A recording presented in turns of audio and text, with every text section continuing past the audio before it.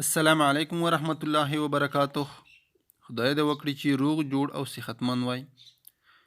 دوستانو اوس مو خپل ګرځنده ټلیفونونه هم د کمپیوټر په شان استعمال کړئ. یعنی په موبایل کې هم د ماوس او کیبورډ څخه استفاده وکړئ. ډیره خوندوره طریقه ده. ویډیو تر اخره وګورئ او دا خوندوره طریقه زده او نورو ملګرو ته هم وښایئ. زه ویډیو شروع کوو.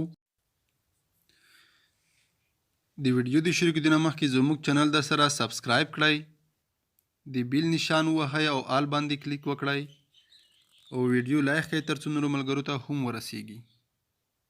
دوستانو دې طریقې دپاره به لومړی لوډ شئ پلی سټور ته. پلی سټور کې به کمپیوټر سرچ کړئ. کمپیوټر لانچر وین 10 لانچر دغه به خلاص کړئ او انسټال به کړئ.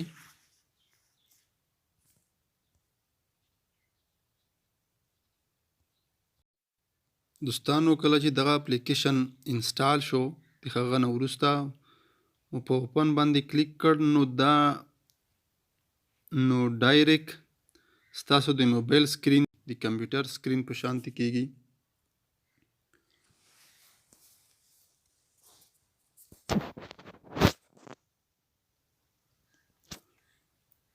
زه ځم په اوپن باندې کلیک کوم.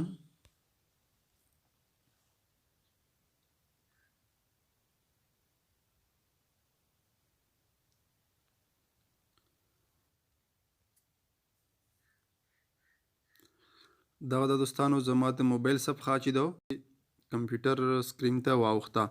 یعنی تاسو کولی شئ چې دې نه وروسته خپل ټلیفون کې د ماوس او کیبورډ څخه هم کار واخلئ. هغه به په راتلونکي ویډیو کې په عملي طریقه زه وښیم. اوس تاسو ګورئ زه په دې سپیس یعنې کلیک کوم.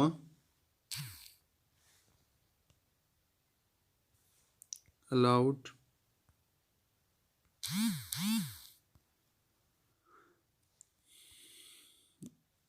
یعنی تاسو مخامخ صفحه ګورئ. په دې طریقې سره به تاسو ټلیفون هم د کمپیوټر سکرین په شانتي واوړي. هر څه د کمپیوټر په شانتي وګورئ. که تاسو غوښتل چې په ټلیفون کې نور پروګرامونه هم راخلاص کړو نو چپ طرف ته په دغې کونج به کلیک وکړئ. په دې کې هر پروګرام چې تاسو غوښتو خلاصولی شئ.